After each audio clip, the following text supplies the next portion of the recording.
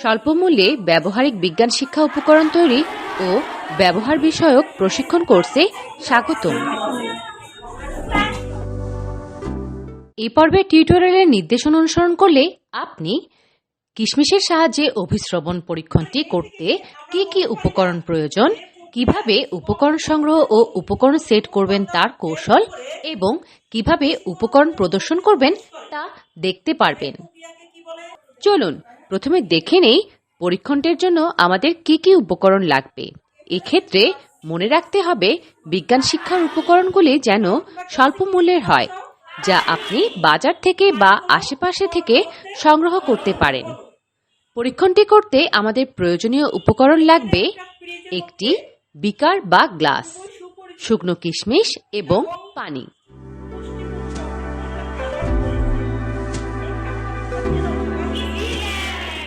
উপকরণ সেট করার কৌশল।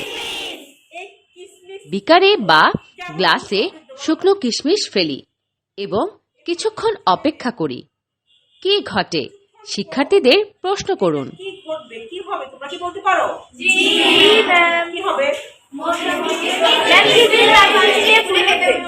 কিশমিশগুলো স্ফীত বা টসটসে হয়ে উঠছে।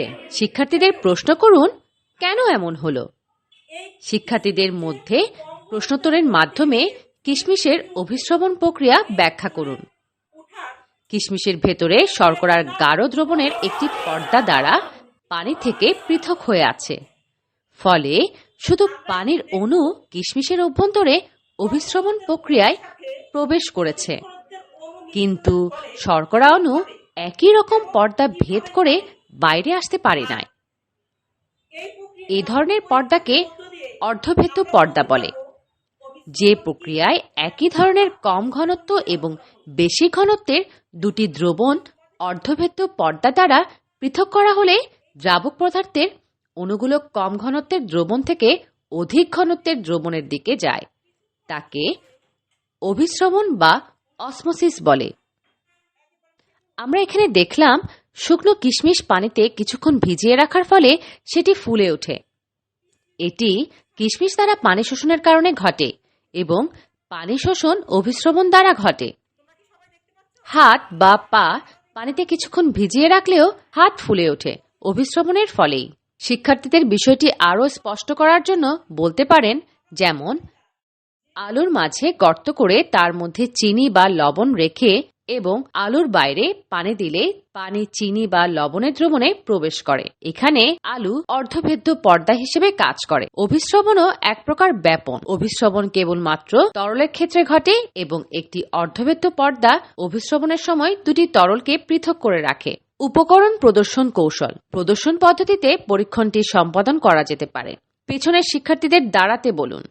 যারা দেখতে পাচ্ছে না তাদের টেবিলের দুপাশে দাঁড়াতে বলুন। প্রয়োজনীয় উপকরণগুলো শিক্ষার্থীদের মধ্যে পরিচয় করিয়ে দিন। এমনভাবে উপকরণগুলো প্রদর্শন করুন যাতে সকল শিক্ষার্থী দেখতে পায়। প্রদর্শন পদ্ধতিতে পরীক্ষণ উপস্থাপনের জন্য পাশাপাশি দুটি বেঞ্চের শিক্ষার্থীদের মুখোমুখি করে দলগতভাবে কাজ করাতে পারেন। শিক্ষার্থী এবং শিক্ষার্থীদের আবাসন ব্যবস্থা অনুযায়ী দল গঠন করা যেতে পারে। শিক্ষার্থীদের প্রতি দলে উপকরণ সংগ্রহ করে দিন। শিক্ষার্থীরা হাতে কলমে কাজ করার সময় প্রয়োজনীয় সহায়তা প্রদান করুন। প্রতিটি দলে গিয়ে শিক্ষার্থীদের প্রশ্নোত্তরের মাধ্যমে পাঠের বিষয়বস্তু স্পষ্ট করুন। শিক্ষার্থীদের প্রশ্ন করতে পারেন, কি কারণে কিশমিশগুলো ফুলে উঠেছে? এখানে কিশমিশের কি ঘটছে? শিক্ষার্থীদের জোড়ায় জোড়ায় এর কারণ ব্যাখ্যা খাতায় লিখতে বলতে পারেন। আমরা এখানে দেখলাম কিশমিশের সাহায্যে অভিশ্রবণ পরীক্ষা প্রদর্শন। উল্লেখিত ধারণা লাভের মাধ্যমে আপনি স্বল্প অথবা বিনামূল্যের উপকরণের সাহায্যে পাঠদান কার্যক্রমকে আনন্দঘন, শিক্ষার্থী বান্ধব এবং শিক্ষণফল অর্জনযোগ্য একটি সফল ক্লাস পরিচালনা করতে পারবেন। আপনার ব্যবহারিক বিজ্ঞান শিক্ষা ক্লাসের জন্য শুভকামনা। ধন্যবাদ। মুক্তপাঠে শিখুন যখন যেখানে ইচ্ছে।